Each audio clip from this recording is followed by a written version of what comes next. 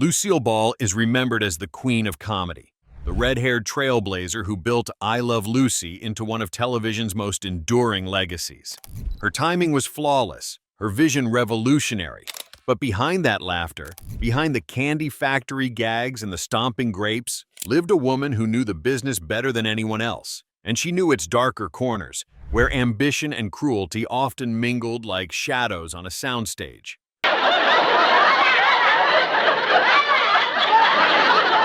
Ball did not just perform, she watched, she remembered. She ran her own studio and negotiated with the most powerful men in Hollywood. She had seen talent rise, but she had also seen cruelty disguised as charm. When she spoke of certain actresses, her words were measured, but her meaning was clear and sometimes cutting. Hollywood has always celebrated glamour, but it has also harbored rivalry, manipulation, and betrayal. Lucille Ball rarely complained, yet sometimes remembering looked like exposing. Here are 7 actresses Lucille Ball revealed to be not just difficult, but in her view, dangerously cruel. Number 1, Joan Crawford. Lucille Ball admired Joan Crawford's talent, but feared her cruelty. On set, Crawford's reputation for perfection turned into domination. Crew members whispered about her sharp words, her icy punishments for mistakes. Ball once described her as a storm that never left sunshine behind. To Lucille, Crawford embodied the darker truth of Hollywood glamour, an actress who demanded devotion, yet left scars where trust should have been. Crawford's power in Hollywood was unmatched in the 1930s and 40s. With films like Mildred Pierce, which earned her an Academy Award, she became an icon of discipline, glamour, and strength. But with that power came control. Stories circulated of Crawford berating assistants, dismissing colleagues with a glance, and pushing co-stars to the brink. You're not going to have a baby? Ball, who believed collaboration was the heartbeat of comedy, recoiled from that kind of tyranny. Lucille did not shy away from Crawford's genius. She acknowledged her artistry, her endurance, her ability to reinvent herself as Hollywood changed. But behind closed doors, she shared stories of Joan's cruelty, moments where a single cutting remark could silence a room. To Lucy, that was not strength. It was fear disguised as authority. She demanded loyalty, Ball once noted, but never gave kindness in return. Their worlds rarely collided directly, yet Crawford's reputation echoed across every studio lot.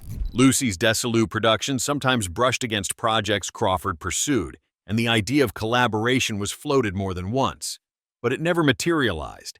Insiders claimed Ball privately vetoed the prospect, unwilling to risk her company's spirit on Crawford's volatility. For Lucille Ball, Joan Crawford was a symbol, proof that talent could dazzle audiences while poisoning trust.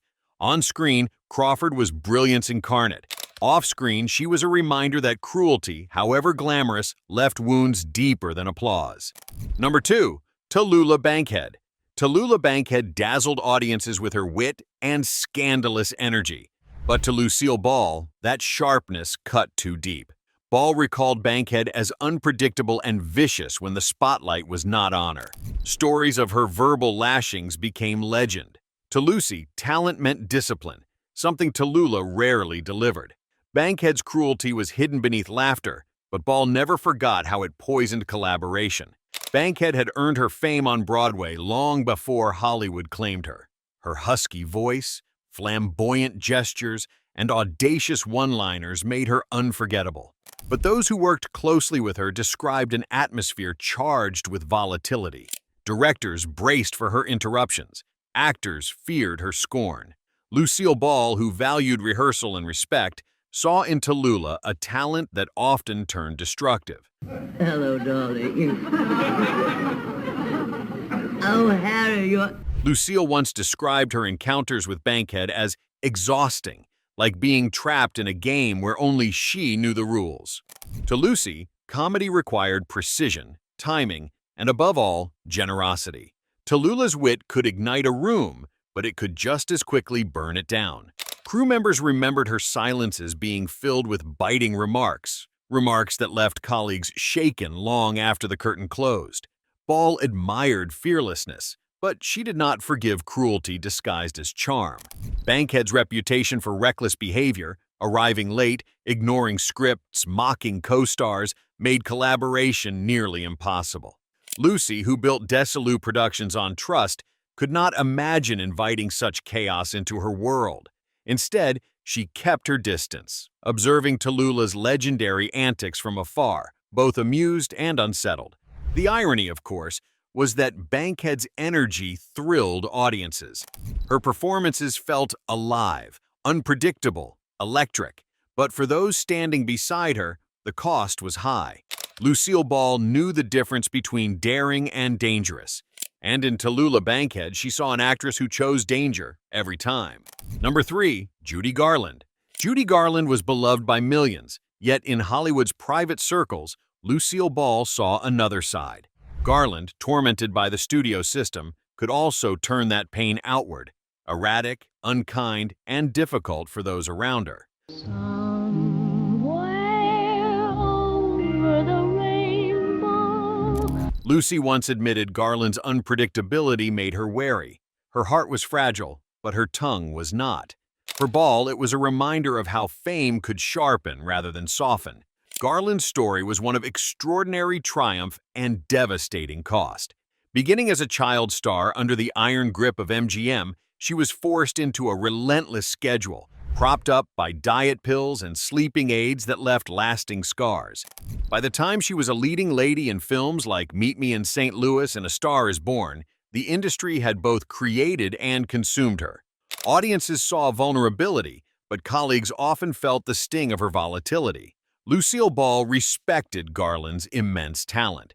She admired her ability to electrify a stage with a single note, to pour heartbreak into a melody. But she also spoke about the darker encounters, the sharp words, the sudden turns of mood, the way Garland could lash out when her pain overwhelmed her. She was unpredictable, Ball once reflected. And in this business, unpredictability can ruin everything. The two women's paths crossed at social gatherings and studio events. Garland's charm could be intoxicating, her humor quick and dazzling. Yet beneath the laughter, Lucy sensed a fragility that made cruelty more cutting. For someone like Ball, who built her empire on trust and stability, that kind of volatility was dangerous. Judy Garland's brilliance was undeniable. But to Lucille Ball, she was also a cautionary tale.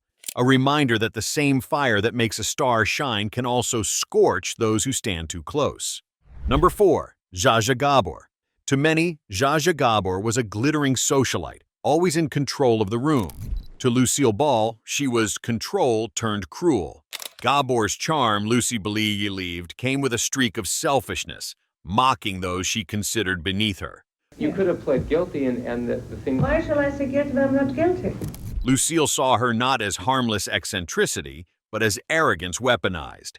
For a woman who built her empire on collaboration, Lucy found Zsa Zsa's elitism impossible to ignore. Zsa Zsa cultivated her fame less through film and more through her persona. Known for her wit, her lavish lifestyle, and her many marriages, she thrived on spectacle. But those who crossed paths with her often described the encounters as draining. Her remarks were sharp, often at someone else's expense, and her laughter seemed to celebrate their discomfort. To an audience, it was entertainment. To colleagues, it was cruelty disguised as charm. Lucille Ball was no stranger to powerful personalities. She herself was one of the most commanding forces in television. But Lucy's authority was built on respect, on lifting others up so that the work could shine. Zsa Zsa's authority, in Ball's eyes, was built on tearing down. She loved the sparkle of the chandelier, Lucy once quipped, but never noticed the people holding it up. Their paths crossed in Hollywood's social circles and on the occasional television appearance. Lucy watched how Gabor dominated conversations, leaving little room for others, always performing. To some, this was harmless showmanship. But to Ball, who valued authenticity and generosity in every collaboration, it revealed a streak of cruelty that was impossible to dismiss. For Lucille Ball, Zsa Zsa Gabor symbolized the danger of fame without humility. On screen, she glittered. Off-screen, she reminded Lucy that arrogance, when unchecked, could be the cruelest role of all. Number 5. Hedda Hopper. Unlike the others, Hedda Hopper was not an actress Ball tangled with on set. She was the gossip columnist who wielded cruelty like a weapon. Hopper's pen destroyed reputations, spread fear, and turned colleagues into enemies. Lucille, who valued trust and loyalty, saw Hopper's empire of gossip as poison to the industry. Ball once said gossip was the cheapest form of cruelty. Hopper proved her right. A former actress turned columnist, Hopper reinvented herself in the 1930s by trading in secrets. She became one of the most feared figures in Hollywood, filling her syndicated columns with scandals, innuendo, and whispers that could end a career overnight. For many, she was a gatekeeper. Her approval meant access. Her disapproval meant exile. Lucille Ball saw this for what it was: cruelty institutionalized. Hopper's influence reached into the heart of Hollywood politics.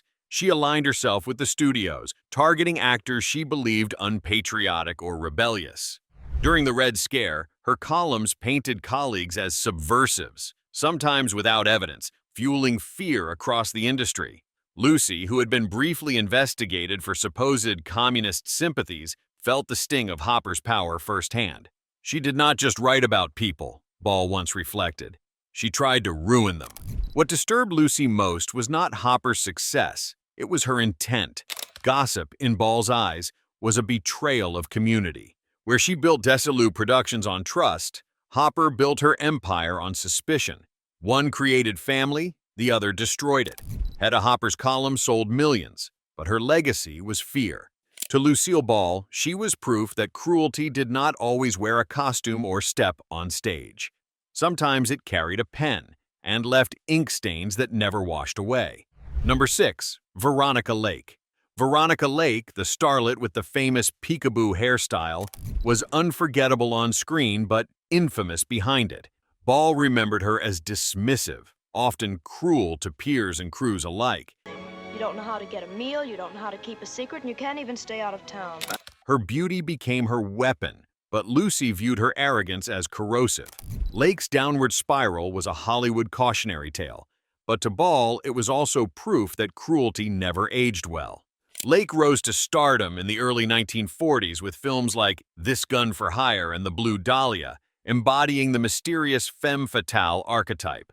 Her look, hair falling in a single wave across one eye, became iconic. But on set, her reputation was far less glamorous.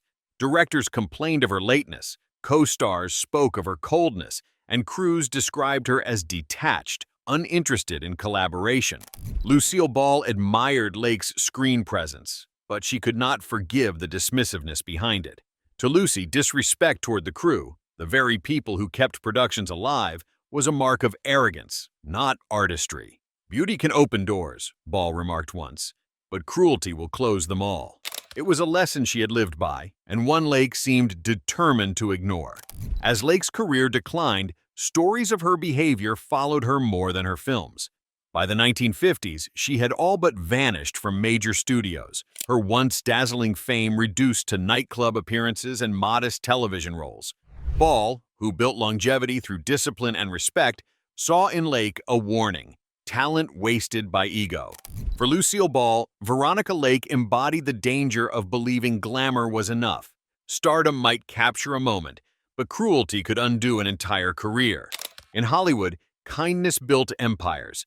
Arrogance only built ruins. Number 7. Bette Davis. Bette Davis was a titan of talent, one Lucille Ball admired and feared in equal measure. Davis's brilliance was undeniable, but her sharpness could cut co-stars to pieces. Fasten your seatbelts. It's going to be a bumpy night. Lucille once said Davis fought for every inch, even when no one else was fighting. That ferocity often spilled into cruelty. For Lucy, Davis represented the paradox of power in Hollywood, genius that demanded respect but rarely gave kindness.